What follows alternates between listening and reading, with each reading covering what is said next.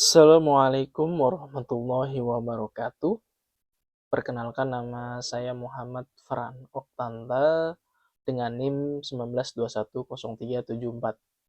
Di kesempatan kali ini saya akan menganalisis sebuah pidato dari tokoh Indonesia, yaitu Presiden Republik Indonesia yang ke-6, yaitu Bapak Susilo Bambang Yudhoyono, dengan tema pidato Indonesia 5 tahun ke depan.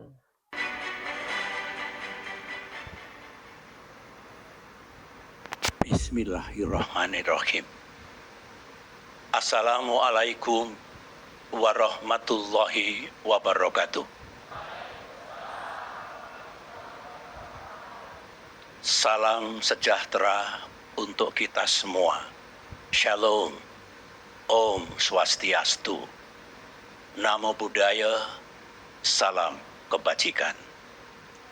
Saudara-saudara rakyat Indonesia yang saya cintai, hadirin sekalian yang saya muliakan.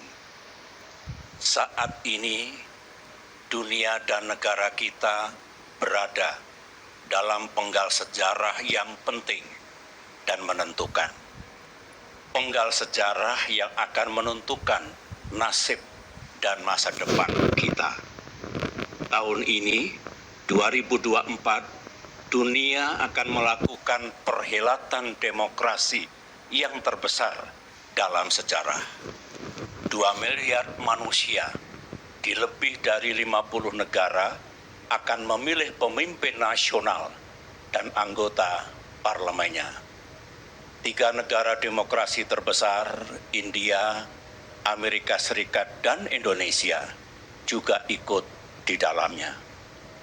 Pasca pemilihan umum tahun ini, diperkirakan landscape politik global yang baru akan terbentuk. Mudah-mudahan tidak justru menimbulkan hal-hal yang lebih buruk. Ingat, saat ini dunia kita penuh dengan permasalahan, risiko, dan ketidakpastian.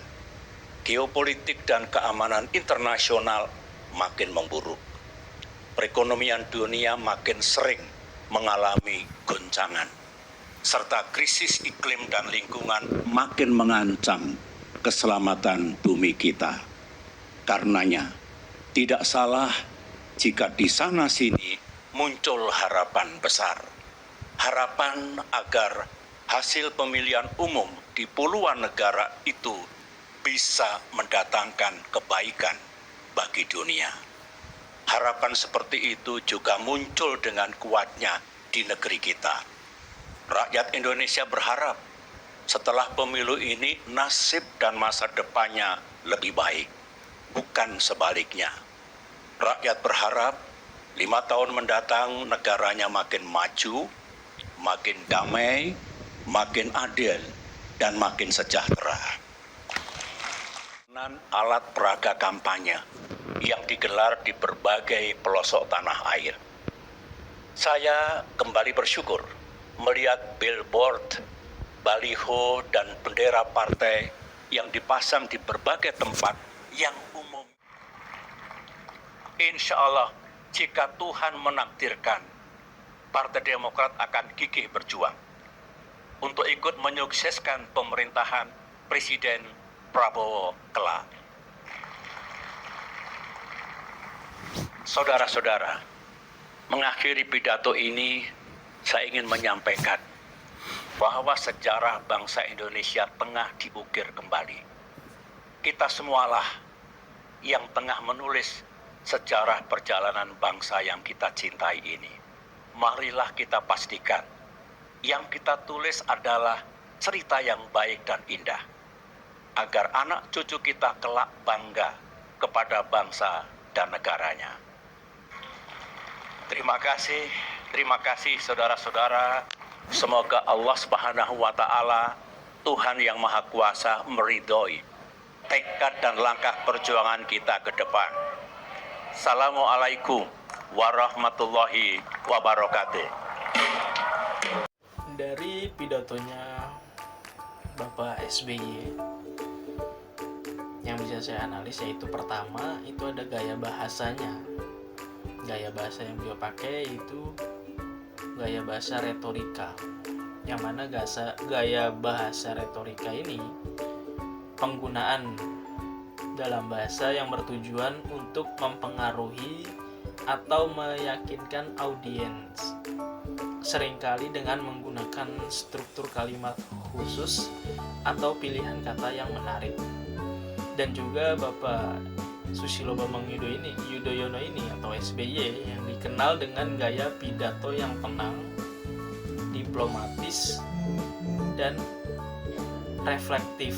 Dalam pidato ini, retorika yang digunakan tergolong persuasif, argumentatif dengan teknik sebagai berikut. Yaitu yang pertama ada pertanyaan retoris. Tidak untuk dijawab melainkan menegaskan suatu ide, menyindir atau mengunggah pemikiran. Apakah hidup rakyat kita sudah benar-benar membaik? Lalu paralelisme, yang mana mengulang struktur kalimat demi penekanan. Seperti yang sudah baik kita lanjutkan, yang belum baik kita perbaiki. Lalu ada penggunaan metafora ringan, yang mana menggambarkan proses reformasi secara visual. Misalnya, jalan panjang demokrasi. Selanjutnya ada antitesis, yang mana kontras yang memperkuat makna. Misalnya, pemilu bukan akhir perjuangan, tapi awal tanggung jawab. Lalu selanjutnya ada diksi atau pilihan kata. Pilihan kata yang digunakan dalam menulis atau berbicara untuk menyampaikan suatu maksud atau gagasan secara efektif dan tepat. Bahasa yang digunakan cenderung formal, komunikatif, dan penuh kehati-hatian. Lalu ada diksi Bapak SBY sebagai berikut. Yang pertama, menghindari kata kasar atau konfrontatif.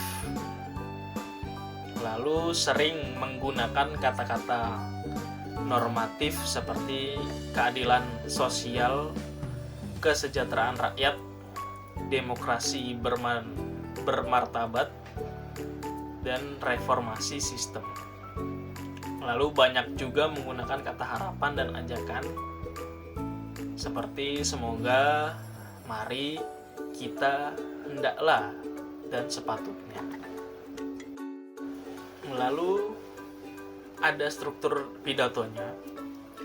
Struktur pidatonya terorganisasi dengan baik dan terdiri dari yang pertama itu pembukaannya, berisi refleksi tentang kondisi bangsa. Yang kedua, isi utama pidatonya itu ada evaluasi 5 tahun terakhir. Lalu ada harapan dan arah ke depan bangsa Indonesia. Lalu ada kritik terhadap sistem kampanye. Lalu ada dukungan politik terhadap calon tertentu. Yang selanjutnya ada penutup, ajakan rakyat berpikir rasional dan bertanggung jawab secara politik.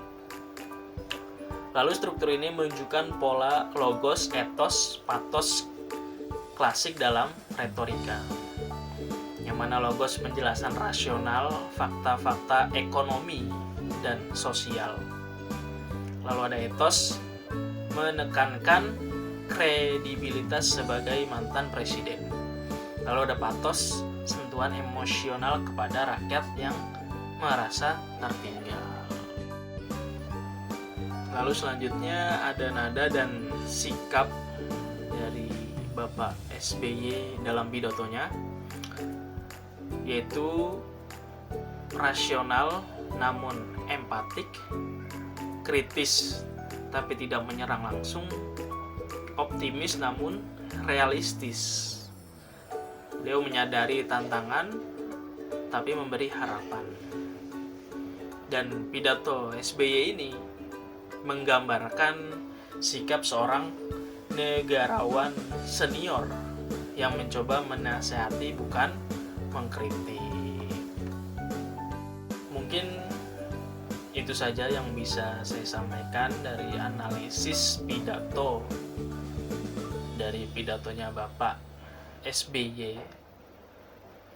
Banyak salahnya, banyak kurangnya. Saya minta maaf yang sebesar-besarnya. Wassalamualaikum warahmatullahi wabarakatuh.